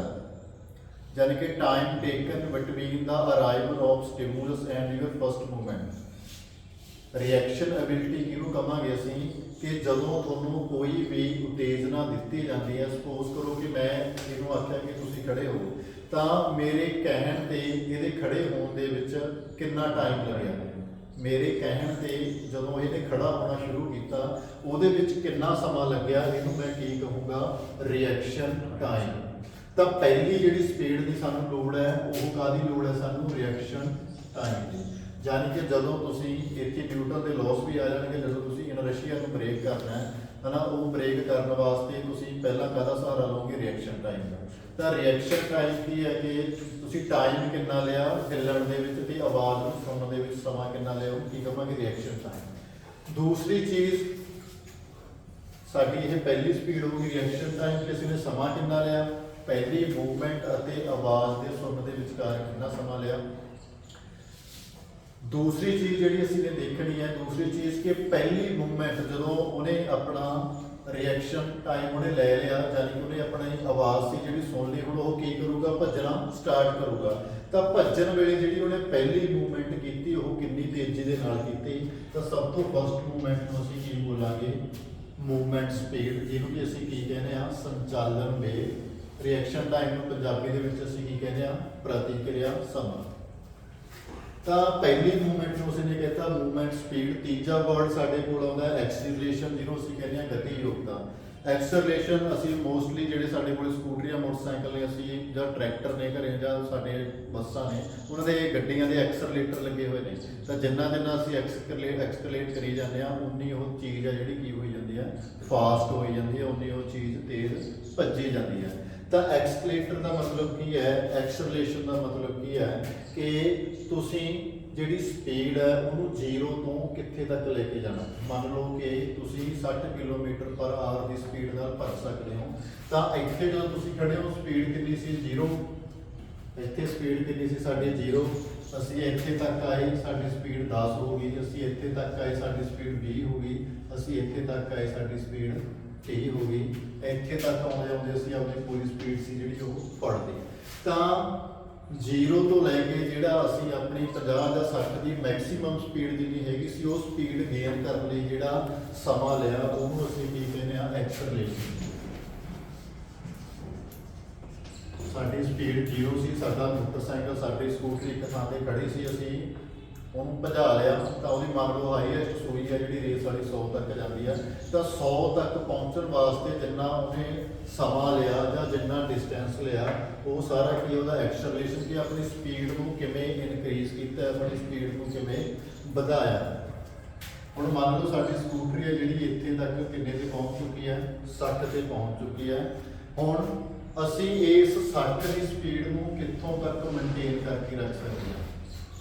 ਅਸੀਂ ਮੈਕਸਿਮਮ ਸਪੀਡ ਸੀ ਜਿਹੜੀ ਉਹ ਤਾਂ ਅਚੀਵ ਕਰ ਲਈ, ਜਿਹੜੀ ਅਸੀਂ ਮੈਕਸਿਮਮ ਸਪੀਡ ਅਚੀਵ ਕੀਤੀ ਸੀ ਇਹਨੂੰ ਕਿੱਥੋਂ ਤੱਕ ਕੰਟੀਨਿਊ ਕਰ ਸਕਦੇ ਹਾਂ, ਇਹਨੂੰ ਅਸੀਂ ਕਹਿੰਦੇ ਆ ਲੋਕੋਮੋਸ਼ਨ ਜਾਂ ਇੰਜਨ ਯੋਗਤਾ, ਕਿ ਅਸੀਂ ਜਿਹੜੀ ਵੱਧ ਤੋਂ ਵੱਧ ਸਪੀਡ ਫੜੀ ਸੀ ਉਹ ਸਪੀਡ ਨੂੰ ਕਿੰਨੀ ਦੂਰੀ ਤੱਕ ਮੇਨਟੇਨ ਕਰਕੇ ਰੱਖ ਸਕਦੇ ਹਾਂ। ਇਸ ਤੋਂ ਬਾਅਦ ਸਪੀਡ ਹੈ ਜਿਹੜੀ ਉਹ ਘਟਣੀ ਸ਼ੁਰੂ ਹੋ ਜੂਗੀ ਐਟ ਲਾਸਟ ਜਾ ਕੇ, ਤਾਂ ਫਿਨਿਸ਼ਿੰਗ ਲਾਈਨ ਹਲੇ ਦੂਰ ਪਈ ਹੈ, ਤਾਂ ਫਿਨਿਸ਼ਿੰਗ ਲਾਈਨ ਤੱਕ ਪਹੁੰਚਣ ਦੇ ਲਈ ਕੀ ਕਰਾਂਗੇ ਅਸੀਂ ਇਹਦਾ ਸਹਾਰਾ ਲਵਾਂਗੇ ਡੀ ਐਕਸਲਰੇਸ਼ਨ ਦਾ, ਜਾਂ ਅਸੀਂ ਜਿਹਨੂੰ ਕੀ ਕਹਿੰਦੇ ਆ ਸਪੀਡ ਇੰਡੋਰੈਂਸ, ਯਾਨੀ ਕਿ ਗਤੀ ਸਹਿਣ ਸ਼ਕਤੀ ਦਾ ਅਸੀਂ ਇੱਥੇ ਸਹਾਰਾ ਲਵਾਂਗੇ ਕਿ ਅਸੀਂ ਕੋਸ਼ਿਸ਼ ਕਰਨੀ ਹੈ ਕਿ 60 ਤੋਂ ਜੇਕਰ ਅਸੀਂ ਇੱਕਦਮ 0 ਤੇ ਆ ਜਾਂਦੇ ਹਾਂ ਤਾਂ ਸਾਡੀ ਰੇਸ ਹੈ ਜਿਹੜੀ ਖਰਾਬ ਹੋ ਜਾਊਗੀ, ਤਾਂ ਅਸੀਂ ਸਪੀਡ ਕੋਸ਼ਿਸ਼ ਕਰਨੀ ਹੈ ਕਿ ਘੱਟ ਤੋਂ ਘੱਟ ਘਟਾ ਦੇਈਏ 55 53 ਜਿੰਨੀ ਵੀ ਘੱਟ ਤੋਂ ਘੱਟ ਘਟਾ ਦੇ ਸਕਦੇ ਹਾਂ, ਕਿ ਅਸੀਂ ਪਰਫਾਰਮੈਂਸ ਵਧੀਆ ਉਦੋਂ ਦਵਾਂਗੇ ਜੇਕਰ ਅਸੀਂ ਮੈਕਸਿਮਮ ਸਪੀਡ ਦੇ ਨਾਲ ਕੀ ਕਰਾਂਗੇ ਫਿਨਿਸ਼ ਕਰਾਂਗੇ। ਤਾਂ ਇਹ 5 ਟਾਈਪ ਦੀ ਸਾਡੀ ਸਪੀਡ ਹੈ। ਸਟਾਰਟ ਕਿੱਥੋਂ ਹੁੰਦੀ ਹੈ, ਜਿੱਥੋਂ ਤੁਹਾਨੂੰ ਬਾਹਰੋਂ ਸਟਿਮੂਲਸ ਮਿਲ ਗਿਆ, ਚਾਹੇ ਉਹ ਗਨ ਸ਼ਾਟ ਹੋਇਆ ਚਾਹੇ ਉਹ ਕਲੈਪਰ ਵੱਜਿਆ, ਚਾਹੇ ਗਨ ਸ਼ਾਟ ਹੋ ਗਿਆ ਚਾਹੇ ਕਲੈਪਰ ਵੱਜਿਆ, ਜਿੱਥੋਂ ਕਲੈਪਰ ਵੱਜ ਗਿਆ ਤੁਹਾਡੀ ਪਹਿਲੀ ਸਪੀਡ ਕੰਮ ਕਰੂਗੀ ਜਿਹਨੂੰ ਅਸੀਂ ਰਿਐਕਸ਼ਨ ਅਬਿਲਿਟੀ ਕਹਿੰਦੇ ਆ ਤੇ ਜਾਂ ਫਿਰ ਰਿਐਕਸ਼ਨ ਟਾਈਮ ਕਹਿੰਦੇ ਆ। ਉਸ ਤੋਂ ਬਾਅਦ ਤੁਸੀਂ ਪਹਿਲੀ ਮੂਵਮੈਂਟ ਕਰਨੀ ਸ਼ੁਰੂ ਕਰੋਗੇ। ਹੁਣ ਇੱਥੇ ਵੀ ਰੂਲ ਹੈ ਸਾਡੇ ਐਥਲੈਟਿਕਸ ਦੇ ਵਿੱਚ, ਆਪਾਂ ਸਾਰਿਆਂ ਨੂੰ ਪਤਾ ਹੀ ਆ ਕਿ ਜੇਕਰ ਤੁਸੀਂ ਉਹਦੇ ਗਨ ਸ਼ਾਟ ਤੋਂ ਪਹਿਲਾਂ ਸਟਾਰਟ ਲੈ ਲੈਂਦੇ ਹੋ ਇਟ ਮੀਨਸ ਕੀ ਆ ਫਾਉਲ ਹੈ, ਤੇ ਜੇਕਰ ਜਿਹੜੇ ਕੰਬਾਈਨਡ ਇਵੈਂਟ ਨੇ ਉਹਨਾਂ ਤੋਂ ਬਗੈਰ ਕਿਸੇ ਵੀ ਇਵੈਂਟ ਦੇ ਵਿੱਚ ਅਸੀਂ ਇੱਕ ਫਾਉਲ ਕਰਦੇ ਹਾਂ ਤਾਂ ਅਸੀਂ ਡਿਸਕੁਆਲੀਫਾਈ। ਤਾਂ ਰਿਐਕਸ਼ਨ ਅਬਿਲਿਟੀ ਦੇਖੋ ਕਿੰਨੀ ਮੈਟਰ ਕਰ ਰਹੀ ਹੈ ਸਪ੍ਰਿੰਟਸ ਦੇ ਵਿੱਚ, ਕਿ ਤੁਸੀਂ ਨੇ ਤੇਜ਼ ਵੀ ਭੱਜਣਾ ਗਨ ਤੋਂ ਪਹਿਲਾਂ ਵੀ ਨਹੀਂ ਭੱਜਣਾ ਉਹਦੇ ਸ਼ਾਟ ਤੋਂ। ਤੇ ਜਿਵੇਂ ਉਸੇਨ ਬੋਲਟ ਸੀਗਾ, ਉਸੇਨ ਬੋਲਟ ਦਾ ਜਿਹੜਾ ਸਟਾਰਟ ਹੈ ਰਿਐਕਸ਼ਨ ਅਬਿਲਿਟੀ ਕੋਈ ਜ਼ਿਆਦਾ ਵਧੀਆ ਨਹੀਂ ਸੀ, ਉਹਦਾ ਜਿਹੜਾ ਐਕਸਲਰੇਸ਼ਨ ਪਾਰਟ ਹੈ ਇਹ ਵੀ ਕੋਈ ਬੜਾ ਵਧੀਆ ਨਹੀਂ ਸੀ, ਪਰ ਉਹਦੀ ਜਿਹੜੀ ਸਭ ਤੋਂ ਸਟਰੋਂਗ ਚੀਜ਼ ਸੀ ਉਹ ਹੈਗੀ ਸੀਗੀ ਲੋਕੋਮੋਸ਼ਨ, ਕਿ ਜਦੋਂ ਉਹਨੇ ਇੱਕ ਵਾਰੀ ਫੁੱਲ ਸਪੀਡ ਫੜ ਲਈ ਤਾਂ ਉਹਨੂੰ ਐਂਡ ਤੱਕ ਟੁੱਟਣ ਨਹੀਂ ਦਿੰਦਾ। ਜਿੱਥੋਂ ਉਹ ਇੱਕ ਵਾਰ ਆਪਣੀ ਸਪੀਡ ਹੈ ਜਿਹੜੀ ਉਹ ਪੂਰੀ ਫੜਦਾ ਹੈ, ਤਾਂ ਉਹ ਪੂਰੀ ਸਪੀਡ ਫੜਨ ਤੋਂ ਬਾਅਦ ਫਿਰ ਉਹ ਰੁਕਦਾ ਨਹੀਂ, ਫਿਰ ਉਹ ਸਾਰਿਆਂ ਨੂੰ ਪਿੱਛੇ ਛੱਡ ਜਾਂਦਾ। ਜਦੋਂ ਸਟਾਰਟ ਹੁੰਦੀ ਹੈ ਰੇਸ ਉਦੋਂ ਤੋਂ 2-4 ਜਣੇ ਅੱਗੇ ਹੁੰਦੇ ਨੇ, ਪਰ ਜਦੋਂ ਉਹ ਰੇਸ ਨੂੰ ਫਿਨਿਸ਼ ਕਰਦਾ ਤਾਂ ਉਹ ਆਪਣੀ ਇਹ ਐਬਿਲਿਟੀ ਹੈ ਜਿਹੜੀ ਲੋਕੋਮੋਟਰ ਐਬਿਲਿਟੀ ਇਹਨੂੰ ਯੂਜ਼ ਕਰਦਾ। ਤਾਂ ਮੰਨ ਲਓ ਕਿ ਕੋਈ ਬੰਦਾ ਆਪਣੀ ਮੈਕਸਿਮਮ ਸਪੀਡ 30 ਮੀਟਰ ਤੱਕ ਫੜ ਲੈਂਦਾ, ਤਾਂ ਉਹ ਆਪਣੀ 30 ਮੀਟਰ ਵਾਲੀ ਸਪੀਡ ਨੂੰ ਮੁਸ਼ਕਲ ਨਾਲ 60 ਜਾਂ 65 ਤੱਕ ਲੈ ਕੇ ਜਾ ਸਕੂਗਾ। ਉਸ ਤੋਂ ਬਾਅਦ ਉਹਦੀ ਸਪੀਡ ਘਟਣੀ ਸ਼ੁਰੂ ਹੋ ਜਾਊਗੀ। ਪਰ ਉਸੇਨ ਬੋਲਟ ਹੈ ਜਿਹੜਾ ਉਹ ਹੋ ਸਕਦਾ 30 ਦੀ ਜਗ੍ਹਾ 35 ਤੇ ਜਾ ਕੇ ਉਹਦੀ ਫੁੱਲ ਸਪੀਡ ਫੜੇ, ਤੇ ਜਦੋਂ 35 ਤੇ ਪਹੁੰਚ ਗਿਆ ਫਿਰ ਉਹ 75-80 ਤੱਕ ਉਸੇ ਸਪੀਡ ਤੇ ਭੱਜਿਆ ਜਾਂਦਾ, ਤੇ ਪਿੱਛੇ ਬਹੁਤ ਘੱਟ ਰੇਸ ਰਹਿ ਜਾਂਦੀ ਹੈ ਜਿੱਥੇ ਉਹਨੂੰ ਬਹੁਤ ਘੱਟ ਸਪੀਡ ਐਂਡਿਓਰੈਂਸ ਦੀ ਲੋੜ ਪੈਂਦੀ ਹੈ। ਤਾਂ ਬਾਕੀਆਂ ਨਾਲੋਂ ਡਿਫਰੈਂਟ ਉਹ ਕਿੱਥੇ ਹੋ ਜਾਂਦਾ ਜਿੱਥੇ ਉਹਦੇ 'ਚ ਲੋਕੋਮੋਸ਼ਨ ਐਬਿਲਿਟੀ ਹੈ ਜਿਹੜੀ ਜਾਂ ਲੋਕੋਮੋਟਰ ਐਬਿਲਿਟੀ ਹੈ ਉਹ ਦੂਸਰਿਆਂ ਨਾਲੋਂ ਐਕਸੀਡ ਕਰ ਜਾਂਦੀ ਹੈ, ਉਹਦੇ 'ਚ ਉਹ ਐਬਿਲਿਟੀ ਦੇ ਵਿੱਚ ਦੂਜਿਆਂ ਦੇ ਨਾਲੋਂ ਬਹੁਤ ਚੰਗਾ। ਤਾਂ ਇਹ ਕੀ ਨੇ ਸਾਡੀਆਂ ਸਪੀਡ ਦੀਆਂ ਟਾਈਪਸ। ਇਸ ਤੋਂ ਬਾਅਦ ਸਪੀਡ ਨੂੰ ਅਸੀਂ ਘੱਟ ਤੋਂ ਘੱਟ ਘਟਾਉਂਦੇ ਹਾਂ। ਨੈਕਸਟ ਸਾਡੇ ਕੋਲ ਆ ਜਾਂਦੀ ਹੈ ਜੀ ਸਟਰੈਂਥ। ਸਟਰੈਂਥ ਨੂੰ ਅਸੀਂ ਕੀ ਕਹਿੰਦੇ ਆ, ability to act against resistance, ਕਿਸੇ ਵੀ ਰੁਕਾਵਟ ਦੇ ਵਿਰੁੱਧ ਅਸੀਂ ਨੇ ਕੰਮ ਕਰਨਾ ਹੈ। ਤਾਂ ਸਾਡੀ ਸਟਰੈਂਥ ਹੈ ਜਿਹੜੀ ਉਹ ਤਿੰਨ ਤਰ੍ਹਾਂ ਦੀ ਹੋ ਸਕਦੀ ਹੈ। ਮੈਕਸਿਮਮ ਸਟਰੈਂਥ ਜਿਹਨੂੰ ਅਸੀਂ ਪੰਜਾਬੀ ਦੇ ਵਿੱਚ ਵੱਧ ਤੋਂ ਵੱਧ ਤਾਕਤ ਕਹਿੰਦੇ ਆ, ਐਕਸਪਲੋਸਿਵ ਸਟਰੈਂਥ ਜਿਹਨੂੰ ਅਸੀਂ ਵਿਸਫੋਟਕ ਤਾਕਤ ਕਹਿੰਦੇ ਆ, ਸਟਰੈਂਥ ਐਂਡੋਰੈਂਸ ਜਿਹਨੂੰ ਅਸੀਂ ਤਾਕਤ ਸਹਿਣਸ਼ੀਲਤਾ ਕਹਿੰਦੇ ਆ। ਤਾਂ ਤਿੰਨ ਤਰ੍ਹਾਂ ਦੀ ਤਾਕਤ ਹੈ ਸਾਡੇ ਕੋਲ। ਵੱਧ ਤੋਂ ਵੱਧ ਤਾਕਤ ਦਾ ਮਤਲਬ ਕੀ ਹੈ ਕਿ ਤੁਸੀਂ ਇੱਕੋ ਵਾਰ ਦੇ ਵਿੱਚ ਕਿੰਨੀ ਤਾਕਤ ਲਾ ਸਕਦੇ ਹੋ। ਜੇ ਤੁਹਾਡੇ ਸਾਹਮਣੇ ਇੱਥੇ ਵਜ਼ਨ ਪਿਆ, ਤੁਸੀਂ ਇੱਕੋ ਵਾਰ ਦੇ ਵਿੱਚ ਕਿੰਨਾ ਵੱਧ ਤੋਂ ਵੱਧ ਲਿਫਟ ਕਰ ਸਕਦੇ ਹੋ। ਤੁਸੀਂ 100 ਕਿਲੋ ਚੱਕ ਸਕਦੇ ਹੋ, 150 ਕਿਲੋ ਚੱਕ ਸਕਦੇ ਹੋ, 200 ਕਿਲੋ ਚੱਕ ਸਕਦੇ ਹੋ। ਇੱਕੋ ਵਾਰ ਦੇ ਵਿੱਚ ਕਿੰਨਾ ਵੱਧ ਤੋਂ ਵੱਧ ਵਜ਼ਨ ਮੈਂ ਲਿਫਟ ਕਰ ਸਕਦਾ, ਉਹਨੂੰ ਅਸੀਂ ਕੀ ਕਵਾਂਗੇ, ਵੱਧ ਤੋਂ ਵੱਧ ਤਾਕਤ। ਸੈਕਿੰਡ ਮੇਰੇ ਕੋਲ ਆ ਜਾਂਦੀ ਹੈ ਵਿਸਫੋਟਕ ਤਾਕਤ ਜਾਂ ਫਿਰ ਐਕਸਪਲੋਸਿਵ ਸਟਰੈਂਥ। ਤਾਂ explosive strength is the sum of ਜਾਂ combination of speed and strength. ਤਾਂ ਇਹਦੇ 'ਚ ਸਾਨੂੰ ਸਪੀਡ ਦੀ ਵੀ ਲੋੜ ਹੈਗੀ, ਇਹਦੇ 'ਚ ਸਾਨੂੰ ਸਟਰੈਂਥ ਦੀ ਵੀ ਲੋੜ ਹੈਗੀ ਆ। ਤਾਂ ਉਹ ਤਾਕਤ ਜਿਹਦੇ 'ਚ ਤੁਹਾਨੂੰ ਸਟਰੈਂਥ ਦੇ ਨਾਲ ਨਾਲ ਸਪੀਡ ਦੀ ਵੀ ਲੋੜ ਆ, ਉਹਨੂੰ ਅਸੀਂ ਕੀ ਕਵਾਂਗੇ, ਐਕਸਪਲੋਸਿਵ ਸਟਰੈਂਥ। ਸਪੋਜ਼ ਕਰੋ ਕਿ ਮੈਂ ਲੌਂਗ ਜੰਪ ਲਾਉਣਾ ਹੈ, ਮੈਂ ਕੀ ਕਰਨਾ ਹੈ, ਲੌਂਗ ਜੰਪ ਲਾਉਣਾ, ਤਾਂ ਮੈਂ ਕਿੱਡੀ ਦੂਰੋਂ ਭੱਜ ਕੇ ਆਊਂਗਾ, ਭੱਜ ਕੇ ਆ ਕੇ ਉਹਦੇ ਉੱਪਰ ਪੈਰ ਮਾਰੂੰਗਾ। ਹੁਣ ਪੈਰ ਮਾਰ ਕੇ ਮੈਂ ਕੀ ਕਰਨਾ, ਜੰਪ ਕਰੂੰਗਾ। ਹੁਣ ਉੱਥੋਂ ਮੈਂ ਹਾਈਟ ਕਿੰਨੀ ਲੈਣਾ, ਮੈਂ ਰਸਤਾ ਕਿੰਨਾ ਤੈਅ ਕਰਦਾ, ਪੈਰਾਬੋਲਾ ਡਿਸਟੈਂਸ ਕੀ ਹੈ ਮੇਰਾ, ਤਾਂ ਉਹ ਕੀ ਕਾਹਦੇ ਤੇ ਡਿਪੈਂਡ ਕਰਦਾ ਕਿ ਮੇਰੀ ਐਕਸਪਲੋਸਿਵ ਪਾਵਰ ਕਿੰਨੀ ਹੈ। ਡਿਸਟੈਂਸ ਕਿੰਨਾ ਤੈਅ ਕਰੂੰਗਾ ਮੈਂ, ਇਹ ਡਿਪੈਂਡ ਕਰਦਾ ਕਿ ਮੇਰੀ ਸਪੀਡ ਕਿੰਨੀ ਹੈ। ਤਾਂ ਸਪੀਡ ਪਲੱਸ ਸਟਰੈਂਥ ਜਿੱਥੇ ਦੋਨੀਆਂ ਮਿਲ ਕੇ ਕੰਮ ਕਰਦੀਆਂ ਨੇ ਉਹਨੂੰ ਅਸੀਂ ਕੀ ਕਹਿੰਦੇ ਆ, ਐਕਸਪਲੋਸਿਵ ਪਾਵਰ ਜਾਂ ਐਕਸਪਲੋਸਿਵ ਸਟਰੈਂਥ। ਹੁਣ ਜੇਕਰ ਮੈਂ ਡਿਸਕਸ ਡੇਗਣੀ ਆ ਤਾਂ ਮੈਂ ਕੀ ਕਰਦਾ, ਮੇਰੇ ਕੋਲੇ ਘੇਰਾ ਬਹੁਤ ਛੋਟਾ ਹੈ, ਅਸੀਂ ਨੇ ਤਰੀਕਾ ਲੱਭ ਲਿਆ ਕਿ ਅਸੀਂ ਉਹਨੂੰ ਘੁੰਮ ਕੇ ਡੇਗਦੇ ਹਾਂ। ਹੁਣ ਜਦੋਂ ਘੁੰਮ ਕੇ ਡੇਗਦੇ ਹਾਂ ਤਾਂ ਅਸੀਂ ਕੀ ਫੜ ਲੈਂਦੇ ਹਾਂ, ਸਪੀਡ ਪਹਿਲਾਂ ਹੀ ਫੜ ਲੈਂਦੇ ਹਾਂ, ਸਟਰੈਂਥ ਸਾਡੇ ਕੋਲ ਹੈਗੀ ਆ।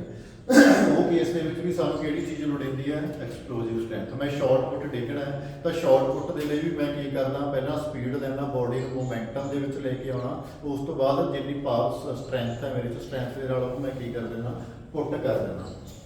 ਤਾਂ ਵਿਸਫੋਟਕ ਤਾਕਤ ਮੈਨੂੰ ਕਿੱਥੇ ਚਾਹੀਦੀ ਹੈ, ਜਿੱਥੇ ਮੈਨੂੰ ਤਾਕਤ ਦੇ ਨਾਲ ਨਾਲ ਕਿਹੜੀ ਚੀਜ਼ ਦੀ ਲੋੜ ਹੈ, ਸਪੀਡ ਦੀ।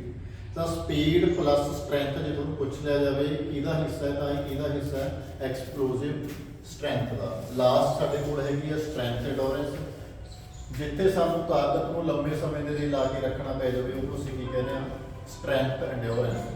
ਸਪੋਜ਼ ਕਰੋ ਕਿ ਅਸੀਂ ਸਵੀਮਿੰਗ ਕਰਨੀ ਹੈ, ਅਸੀਂ ਸਵੀਮਿੰਗ ਕਰਨੀ ਹੈ ਤੇ ਸਵੀਮਿੰਗ ਦੇ ਵਿੱਚ ਜਿਹੜਾ ਇਵੈਂਟ ਹੈ ਸਾਡਾ ਮੰਨ ਲਓ 1500 ਮੀਟਰ ਚੱਲ ਰਿਹਾ, 1500 ਮੀਟਰ ਇਵੈਂਟ ਕਰਨਾ ਹੈ। ਜਾਂ ਤੁਸੀਂ ਜਿਵੇਂ ਇੰਗਲਿਸ਼ ਚੈਨਲ ਪਾਰ ਕਰਦੇ ਨੇ ਇੱਕ ਦਰਿਆ ਤੋਂ ਦੂਜੇ ਆਪਣਾ ਇੱਕ ਜਗ੍ਹਾ ਤੋਂ ਤੈਰ ਕੇ ਉਹ ਦੂਸਰੀ ਸਿਟੀ ਪਹੁੰਚ ਜਾਂਦੇ ਨੇ, ਜਿਵੇਂ ਇੰਗਲਿਸ਼ ਚੈਨਲ ਬੋਲਦੇ ਜਿਹਨੂੰ।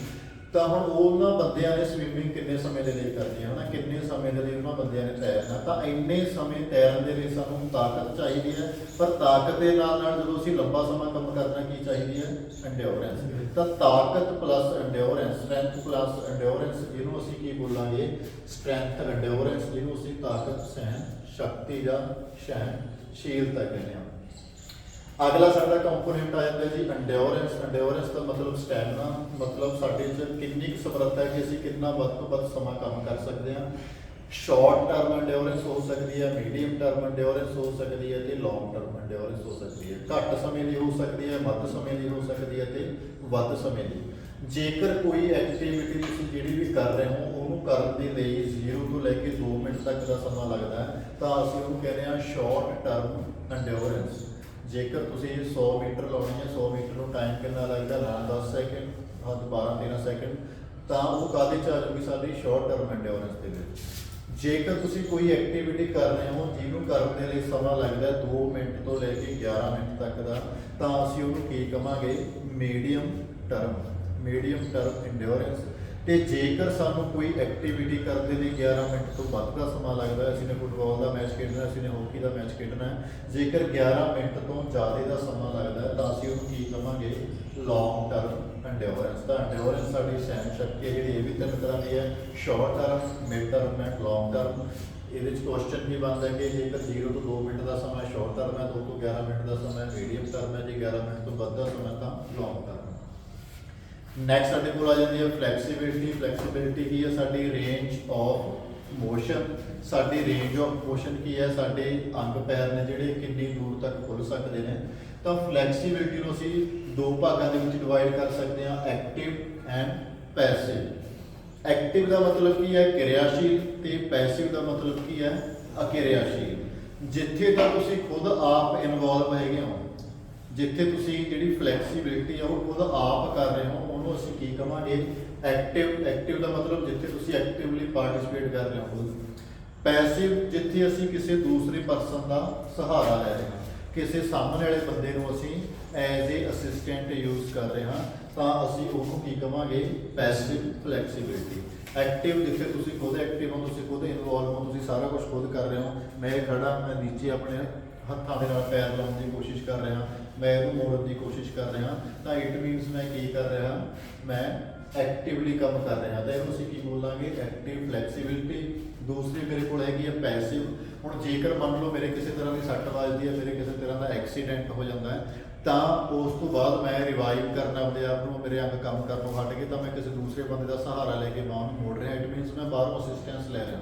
ਤਾਂ ਉਹ ਅਸਿਸਟੈਂਸ ਲੈਣ ਦੇ ਲਈ ਜਿਹੜੀ ਬਾਹਰੋਂ ਲੋੜ ਪੈਂਦੀ ਹੈ ਉਹਨੂੰ ਅਸੀਂ ਕਾਹਦੇ 'ਚ ਰੱਖਾਂਗੇ? ਪੈਸਿਵ ਦੇ ਵਿੱਚ। ਇੱਕ ਇਹ ਕੁਐਸਚਨ ਜਨਰਲੀ ਪੁੱਛ ਲਿਆ ਜਾਂਦਾ ਕਿ ਐਕਟਿਵ ਫਲੈਕਸੀਬਿਲਿਟੀ ਜ਼ਿਆਦਾ ਹੁੰਦੀ ਹੈ ਪੈਸਿਵ, ਤਾਂ ਹਮੇਸ਼ਾ ਪੈਸਿਵ ਫਲੈਕਸੀਬਿਲਿਟੀ ਹੈ ਜਿਹੜੀ ਉਹ ਜ਼ਿਆਦਾ ਹੁੰਦੀ ਹੈ ਐਕਟਿਵ ਦੇ ਨਾਲੋਂ, ਕਿਉਂਕਿ ਮੈਂ ਮੇਰੀ ਬਾਂਹ ਨੂੰ ਆਪਦੇ ਜ਼ੋਰ ਨਾਲ ਇੱਥੋਂ ਤੱਕ ਹੀ ਦੱਬਿਆ, ਪਰ ਦੂਜੇ ਦੇ ਸਹਾਰੇ ਨਾਲ ਮੈਨੂੰ ਹੋਰ ਥੱਲੇ ਦੱਬ ਸਕਦਾ। ਤਾਂ passive flexibility is always more than active flexibility. Plus 2 the book 'ਚ ਵੀ ਹੋਊਗਾ। ਐਕਟਿਵ ਫਲੈਕਸੀਬਿਲਿਟੀ ਅੱਗੇ ਜਿਹੜੇ ਇਹਨੂੰ ਅਸੀਂ 2 ਭਾਗਾਂ ਦੇ ਵਿੱਚ ਡਿਵਾਈਡ ਕਰ ਸਕਦੇ ਹਾਂ। ਐਕਟਿਵ ਦੇ ਵਿੱਚ ਮੈਂ ਕੀ ਕਰ ਸਕਦਾ? ਆਪਣੀ ਬੋਡੀ ਨੂੰ ਇੱਕ ਥਾਂ ਤੇ ਖੜਾ ਕੇ ਰੱਖ ਸਕਦਾ। ਜੇ ਮੈਂ ਇੱਕ ਥਾਂ ਤੇ ਖੜਾ ਕੇ ਰੱਖੂਗਾ ਉਹਨੂੰ ਮੈਂ ਕੀ ਕਹਿ ਦੂੰਗਾ? ਸਟੈਟਿਕ, ਮਤਲਬ ਸਥਿਰ। ਤੇ ਮੈਂ ਲਗਾਤਾਰ ਵੀ ਯੂਜ਼ ਕਰ ਸਕਦਾ, ਮੈਂ ਲਗਾਤਾਰ ਇਹ ਕੰਮ ਕਰ ਰਿਹਾ ਤਾਂ ਮੇਰੀ ਫਲੈਕਸੀਬਿਲਿਟੀ ਵੀ ਹੋ ਰਹੀ ਹੈ। ਤਾਂ ਇਹਨੂੰ ਮੈਂ ਕੀ ਬੋਲ ਦੂੰਗਾ? ਡਾਇਨਾਮਿਕ। ਡਾਇਨਾਮਿਕ ਮਤਲਬ ਅਸਥਿਰ ਨਹੀਂ ਹੈਗਾ, ਕਿਰਿਆਸ਼ੀਲ ਹੈ, ਲਗਾਤਾਰ। ਇੱਕ ਅੱਜ ਕੱਲ੍ਹ ਜਿਹੜਾ ਇਹਦੇ ਲਈ ਜਿਹੜਾ ਮੈਥਡ ਯੂਜ਼ ਕੀਤਾ ਜਾਂਦਾ ਬੈਲਿਸਟਿਕ ਮੈਥਡ ਹੈ, ਕਿ ਪੇਪਰ ਦੇ ਵਿੱਚ ਬਹੁਤ ਆਉਂਦਾ ਕਿ ਫਲੈਕਸੀਬਿਲਿਟੀ ਨੂੰ ਇੰਪਰੂਵ ਕਰਨ ਦੇ ਲਈ ਕਿਹੜਾ ਮੈਥਡ ਯੂਜ਼ ਕੀਤਾ ਜਾਂਦਾ ਹੈ, ਉਹ ਹੈਗਾ ballistic method, BALLI।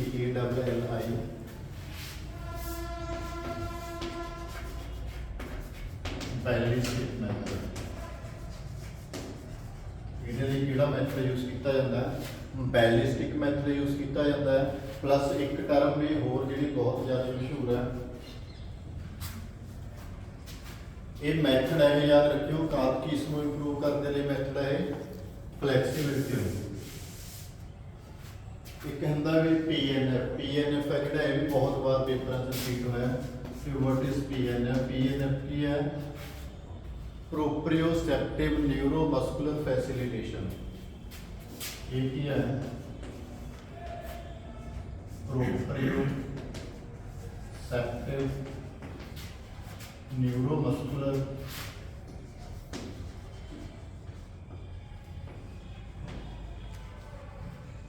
facilitation।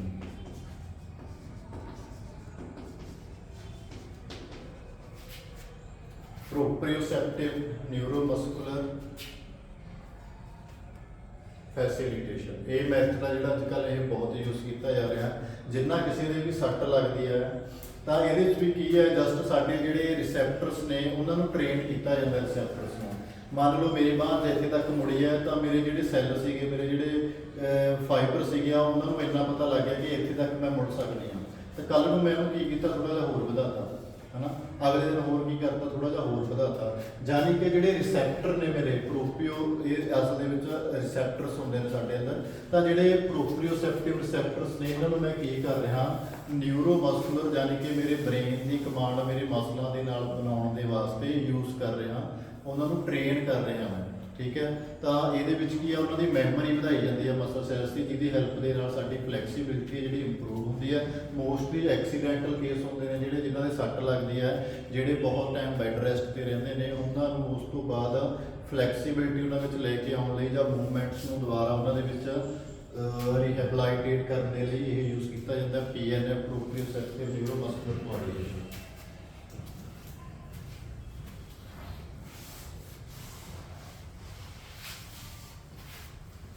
Last ਸਾਡੇ ਕੋਲ ਬਚਦੀ ਹੈ ਜੀ ਕੋਆਰਡੀਨੇਟਿਵ ਐਬਿਲਿਟੀਜ਼, ਜਿਹਨੂੰ ਅਸੀਂ ਤਾਲਮੇਲ ਯੋਗਤਾ ਕਹਿੰਦੇ ਆ। ਤਾਲਮੇਲ ਯੋਗਤਾ ਉਹੀ ਕਿ ਸਾਡਾ ਬ੍ਰੇਨ ਤੇ ਸਾਡੇ ਮਸਲ ਆਪਸ ਦੇ ਵਿੱਚ ਉਹਨਾਂ ਦਾ ਰਿਲੇਸ਼ਨ ਕਿਵੇਂ ਆ, ਕਿੰਨੇ ਕੁ ਸਾਡੇ ਜਿਹੜੇ ਔਰਗਨ ਨੇ, ਜਿਹੜੇ ਸਾਡੇ ਮਸਲ ਨੇ, ਸਾਡੇ ਬ੍ਰੇਨ ਦੀ ਕਿੰਨੀ ਕੁ ਕਮਾਂਡ ਹੈ ਜਿਹੜੀ ਉਹ ਮੰਨਦੇ ਨੇ। ਓਰੀਐਂਟੇਸ਼ਨ ਐਬਿਲਿਟੀ, ਓਰੀਐਂਟੇਸ਼ਨ ਐਬਿਲਿਟੀ ਕੀ ਹੈ, ਇਹਦੀ ਪੰਜਾਬੀ ਦੇ ਵਿੱਚ ਆਪਾਂ ਦੇਖ ਲਾਂਗੇ। ਓਰੀਐਂਟੇਸ਼ਨ ਐਬਿਲਿਟੀ ਨੂੰ ਪੰਜਾਬੀ ਦੇ ਵਿੱਚ ਵੀ ਦੇਖਿਆ ਨਾ, ਤਾਂ ਓਰੀਐਂਟੇਸ਼ਨ ਐਬਿਲਿਟੀ ਬੇਸਿਕਲੀ ਕੀ ਹੈ ਕਿ ਅਸੀਂ ਆਉਣ ਵਾਲੀ ਸਿਚੁਏਸ਼ਨ ਨੂੰ ਪਰਸੀਵ ਕਰਨਾ ਹੈ। ਜਦੋਂ ਤੁਹਾਨੂੰ ਆਉਣ ਵਾਲੇ ਕੰਮ ਦਾ, ਜਿਵੇਂ ਹੁਣ ਤੁਹਾਨੂੰ ਪੇਪਰ ਦਾ ਪਹਿਲਾਂ ਪਤਾ ਲੱਗ ਗਿਆ, ਤੁਹਾਨੂੰ ਸਿਲੇਬਸ ਦਾ ਪਹਿਲਾਂ ਪਤਾ ਲੱਗ ਗਿਆ, ਤਾਂ ਤੁਸੀਂ ਆਪਣੇ ਆਪ ਨੂੰ ਓਰੀਐਂਟਡ ਕਰ ਲਿਆ ਉਸ ਦੇ ਪ੍ਰਤੀ, ਹੈ ਨਾ। ਆਪਣੇ ਆਪ ਨੂੰ ਪਹਿਲੇ ਇੱਕ ਤਿਆਰੀ ਦੇ ਵਿੱਚ ਲਿਆਏ ਕਿ ਹਾਂ ਯਾਰ ਆਪਾਂ ਨੇ ਆਹ ਕੰਮ ਕਰਨਾ ਹੈ। ਓਰੀਐਂਟੇਸ਼ਨ ਐਬਿਲਿਟੀ, ਤੁਸੀਂ ਕੋਈ ਵੀ ਇਹੋ ਜਿਹੀ ਮੂਵਮੈਂਟ ਜਿਹਨੂੰ ਪਹਿਲਾਂ ਪ੍ਰੈਡਿਕਟ ਕਰ ਲੈਂਦੇ ਹੋ ਕਿ ਹਾਂ ਆਪਾਂ ਨੂੰ ਆਹ ਕੰਮ ਹੁਣ ਕਰਨਾ ਹੋਊਗਾ, ਤਾਂ ਓਰੀਐਂਟੇਸ਼ਨ ਐਬਿਲਿਟੀ ਕਿ ਕਿੰਨੀ ਜਲਦੀ ਤੁਸੀਂ ਕਿਸੇ ਚੀਜ਼ ਦੇ ਪ੍ਰਤੀ ਜਜਮੈਂਟਲ ਹੋ ਜਾਂਦੇ ਹੋ। ਰਿਐਕਸ਼ਨ ਐਬਿਲਿਟੀ, ਇਹ ਅਸੀਂ ਨੇ ਕਰ ਹੀ ਲਿਆ। ਰਿਐਕਸ਼ਨ ਐਬਿਲਿਟੀ ਕੀ ਹੈ ਕਿ ਜਦੋਂ ਵੀ ਸਾਨੂੰ ਕੋਈ ਸਟਿਮੂਲਸ ਮਿਲਦਾ ਹੈ, ਜਦੋਂ ਵੀ ਸਾਨੂੰ ਕੋਈ ਉਤੇਜਨਾ ਮਿਲਦੀ ਹੈ, ਤਾਂ ਅਸੀਂ ਕਿੰਨੀ ਜਲਦੀ ਦੇ ਨਾਲ ਉਹਦੇ ਉੱਪਰ ਰਿਐਕਟ ਕਰਦੇ ਹਾਂ। ਕਪਲਿੰਗ ਐਬਿਲਿਟੀ, ਕਪਲਿੰਗ ਦਾ ਮਤਲਬ ਕੀ ਹੈ, ਕਪਲ ਕਰਨਾ, ਕਿਸੇ ਵੀ ਦੋ ਮੂਵਮੈਂਟਸ ਨੂੰ ਇਕੱਠੀਆਂ ਕਰਨਾ। ਤਾਂ ਸਾਡੇ 'ਚ ਕੀ ਹੈ, ਕਿੰਨੀ ਐਬਿਲਿਟੀ ਹੈ, ਜਿਵੇਂ ਅਸੀਂ ਨੇ ਦੇਖਿਆ ਹੋਊਗਾ ਕਿ ਕਈ ਬੰਦੇ ਐਗੋਨਿਸਟ ਤੇ ਐਂਟੈਗੋਨਿਸਟ ਵਾਲੀ ਹੋਊਗੀ, ਇਹ ਵੀ ਕਪਲਿੰਗ ਐਬਿਲਿਟੀ ਹੈ, ਕਪਲ ਕਰਨਾ। ਪਰ ਮੋਸਟਲੀ ਤੁਸੀਂ ਇਹ ਐਬਿਲਿਟੀ ਦੇਖੋ, ਤੁਸੀਂ ਉਹ ਦੇਖੇ ਹੋਣਗੇ ਕਿ ਜੇ ਅਸੀਂ ਦੋ ਬਾਲਾਂ ਲੈ ਲਈ, ਸੱਤ ਦੋ ਬਾਲਾਂ ਵੀ ਐਟ ਏ ਟਾਈਮ ਨਹੀਂ ਚੱਕੀਆਂ ਜਾਂਦੀਆਂ। ਜਿਹੜੇ ਆਪਣੇ ਮੈਜੀਸ਼ੀਅਨ ਨੇ ਉਹ ਚਾਰ ਚਾਰ ਬਾਲਾਂ ਲਗਾਤਾਰ ਇਹ ਕੀ ਕਰ ਰਹੇ ਨੇ, ਘੁਮਾ ਰਹੇ ਨੇ, ਹੈ ਨਾ। ਹੋ ਸਕਦਾ ਨਾਲ ਉਹ ਪੈਰਾਂ ਦੇ ਉੱਪਰ ਵੀ ਕੁਛ ਕਰੀ ਜਾਂਦੇ ਹੋ, ਤਾਂ ਉਹਨੇ ਕੀ ਕਰ ਰਿਹਾ, ਪੈਰਾਂ ਦੀ ਮੂਵਮੈਂਟ ਅੱਡ ਚੱਲ ਰਹੀ ਹੈ, ਹੱਥਾਂ ਦੀ ਮੂਵਮੈਂਟ ਅੱਡ ਚੱਲ ਰਹੀ ਹੈ, ਯਾਨੀ ਕਿ ਕੀ ਕਰ ਲਿਆ ਉਹਨਾਂ ਨੇ, ਕਪਲ ਕਰ ਰੱਖਿਆ ਇੱਕੋ ਟਾਈਮ ਤੇ ਦੋ ਮੂਵਮੈਂਟਸ, ਇੱਕੋ ਟਾਈਮ ਤੇ ਦੋ ਮੂਵਮੈਂਟਸ ਚੱਲ ਰਹੀਆਂ ਨੇ। ਦੋ ਮੂਵਮੈਂਟਸ ਨੂੰ ਕਪਲ ਕਰਨ ਦੀ ਐਬਿਲਿਟੀ ਕੀ ਹੈ, coupling ability. Differential ability, differential ability ਨੂੰ ਸਿੰਪਲੀ ਤਾਂ ਅਸੀਂ ਇਹ ਕਹਿ ਸਕਦੇ ਹਾਂ ਕਿ ਅਸੀਂ ਦੋ ਚੀਜ਼ਾਂ ਦੇ ਵਿੱਚ ਡਿਫਰੈਂਸ ਕਿਵੇਂ ਕਰ ਸਕਦੇ ਹਾਂ, ਦੋ ਚੀਜ਼ਾਂ ਨੂੰ ਅਸੀਂ ਡਿਫਰੈਂਸ਼ੀਏਟ ਕਰਕੇ ਕਿਵੇਂ ਦੇਖ ਸਕਦੇ ਹਾਂ।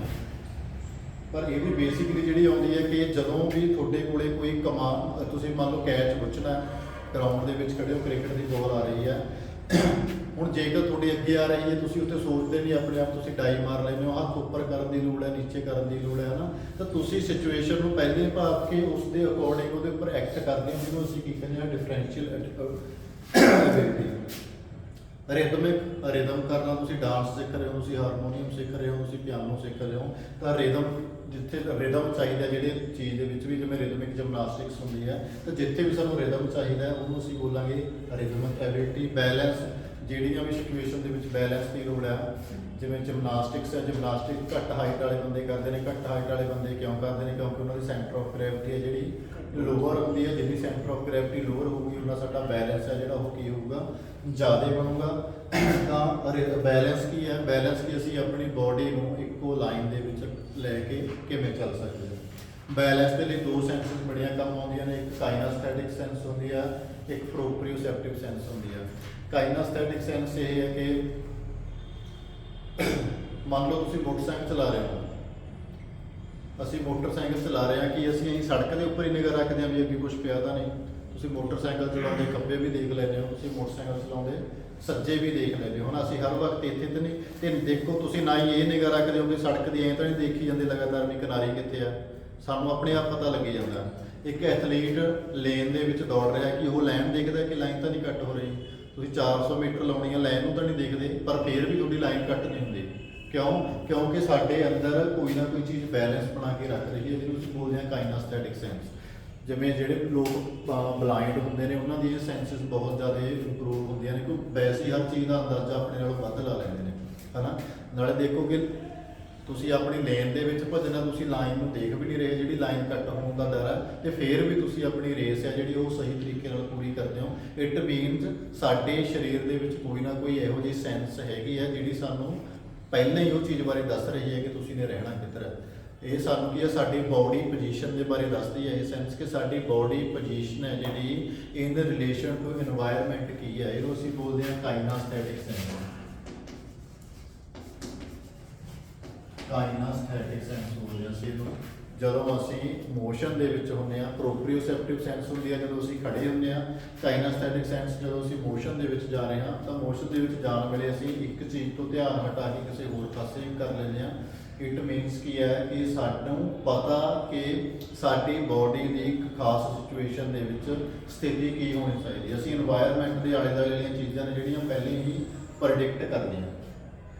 ਅਡੈਪਟੇਸ਼ਨ ਐਬਿਲਿਟੀ ਅਸੀਂ ਕਿੰਨੀ ਜਲਦੀ ਆਪਣੇ ਆਪ ਨੂੰ ਜਿਹੜੀ ਨਵੀਂ ਸਿਚੁਏਸ਼ਨ ਹੈ ਉਸ ਦੇ ਵਿੱਚ ਢਾਲ ਲੈਂਦੇ ਹਾਂ, ਕਿੰਨੀ ਜਲਦੀ ਜਿਹੜੀ ਆਉਣ ਵਾਲੀ ਸਿਚੁਏਸ਼ਨ ਹੈ ਉਹਦੇ ਲਈ ਅਸੀਂ ਅਡੈਪਟਿਵ ਹੋ ਜਾਂਦੇ ਹਾਂ, ਉਹਨੂੰ ਅਸੀਂ ਬੋਲਦੇ ਹਾਂ ਅਡੈਪਟੇਸ਼ਨ ਐਬਿਲਿਟੀ।